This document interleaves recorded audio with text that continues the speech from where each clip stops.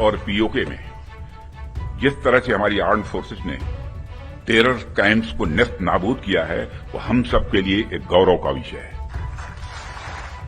Quality की क्या भूमिका होती है, यह क्या रोल अदा करती है, इसका नमूना हमने कल देखा। जो शौर्य और पराक्रम दिखाया है, उसके लिए मैं हृदय से बधाई देता हूं। जिस तरह से इस ऑपरेशन को किसी भी इनोसेंट को नुकसान पहुंचाए बिना मिनिमम कोलेटरल डैमेज के साथ अंजाम दिया गया, वह इसलिए संभव हो पाया क्योंकि हमारे formidable and professionally trained arm forces के पास इक्विपमेंट भी हाई क्वालिटी के थे। ऑपरेशन सिंदूर एग्जीक्यूट किया गया, वह अनइमेजिनेबल है, बहुत ही सराहनीय है। इसमें 9 टेररिस्ट कैंप्स तबाह हुए और अच्छी खासी संख्या में आतंकी मारे गए। साथियों, सबसे पहले तो मैं हमारी आर्म फोर्सेज ने कल जो कार्रवाई की है,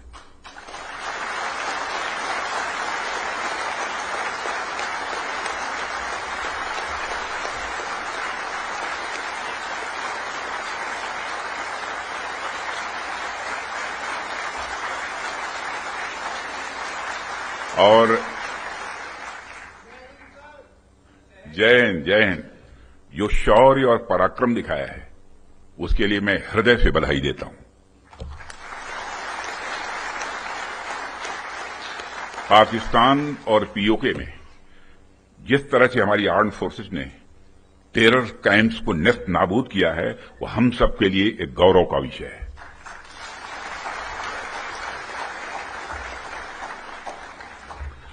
साथियों, आप सभी नेशनल क्वालिटी कॉन्क्लेव का आयोजन ये आपका चल रहा है।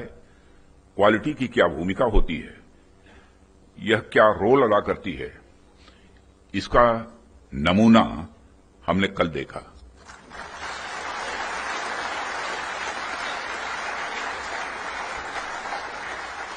जिस प्रिसीजन के साथ यानी जिस सटीकता के साथ ऑपरेशन सिंदूर एग्जीक्यूट किया गया, वह अनइमेजिनेबल है, बहुत ही सराहनीय है। इसमें 9 टेररिस्ट कैंप्स तबाह हुए और अच्छी खासी संख्या में आतंकी मारे गए। जिस तरह से इस ऑपरेशन को किसी भी इनोसेंट को नुकसान पहुंचाए बिना मिनिमम कोलेटरल डैमेज के साथ अंजाम दिया गया, वह इसलिए संभव हो पाया क्योंकि हमारे formidable and professionally trained arm forces के पास इक्विपमेंट भी हाई क्वालिटी के थे। ऐसे में इस क्वालिटी कॉन्क्लेव को मैं बड़े महत्वपूर्ण कॉन्क्लेव के रूप में देखता हूं। मैं इस आयोजन के लिए डिपार्टमेंट ऑफ डिफेंस प्रोडक्शन और इनके secretary defence production Shri Sanjeev Kumar को भी हार्दिक बधाई देता हूं और क्वालिटी एश्योरेंस ऑर्गेनाइजेशंस को भी मैं बधाई देता हूं। साथियों, अभी मैं इस कॉन्क्लेव की थीम देख रहा था, fast tracking of quality assurance through integrated approach and technology enabled processes. आपकी यह थीम मुझे बेहद अच्छी ही नहीं लगी, बल्कि दिलचस्प भी लगी, इंटरेस्टिंग लगी। वैसे भी पूरी दुनिया में इसमें बड़ी तेजी से डिसरप्टिव चेंजेस हो रहे हैं और खासकर डिफेंस सेक्टर में तो लगातार नए नए ट्रांसफॉर्मेशंस ये देखने को मिल रहे हैं। ऐसे में क्वालिटी असेसमेंट को फास्ट ट्रैक करना न सिर्फ रेलेवेंट है, बल्कि मैं समझता हूं यह समय की मांग है। उन चेंजेस को देखते हुए यह थीम अपने आप में बहुत ही रेलेवेंट हो जाती है। इतनी इंटरेस्टिंग और रेलेवेंट थीम रखने के लिए भी मैं आप सबको बधाई देता हूं। साथियों, अक्सर मुझे आर्म्ड फोर्सेस के अलग अलग कार्यक्रमों में प्रायः जाने का अवसर मिलता है। रिसर्च एंड डेवलपमेंट ऑर्गेनाइजेशंस के इवेंट्स में जाने का भी अवसर मिलता रहता है।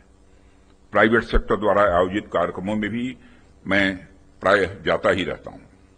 परंतु आज का यह जो मंच है यह अपने आप में बड़ा अलग है और एक विशिष्ट मंच है। मैं ये देख रहा हूं कि यहां कई सारे लोग हैं जो अलग अलग फील्ड्स में महारत जिन्होंने हासिल की है, महारथी बैठे हैं यहां। इसलिए मुझे लगता है कि आज की हमारी बातचीत भी कई मायनों में विशेष होने वाली है। साथियों, इस क्वालिटी कॉन्क्लेव की महत्ता और आवश्यकता पर तो मैं आगे चर्चा करूंगा ही, परंतु पहले मैं आपको कुछ ऐसे बिंदुओं से, कुछ ऐसे पॉइंट से अवगत कराना चाहूंगा जो हमारी सरकार की प्रायोरिटीज से जुड़े हुए हैं। 2014 में माननीय प्रधानमंत्री जी के नेतृत्व में हमारी सरकार आने के बाद प्रधानमंत्री जी ने हमें एक अत्यंत महत्वपूर्ण सूत्र प्रदान किया। उन्होंने शुरुआत में ही डिफेंस प्रोडक्शन सेक्टर के एम्पावरमेंट पर विशेष बल दिया। उन्होंने जो सूत्र दिया उसके पीछे की फिलॉसफी थी डिफेंस सॉवरेंटी। डिफेंस सॉवरेंटी का मतलब कि जब तक कोई देश अपनी डिफेंस नीड्स में कैपेबल तथा सेल्फ रिलायंट नहीं होता, तब तक उसकी आजादी पूरी तरह से नहीं मानी जा सकती। जब तक हम अपनी सुरक्षा के लिए इंपोर्ट पर डिपेंडेंट रहेंगे, तब तक कहीं न कहीं हमारी आत्मशक्ति में अधूरापन रहेगा ही।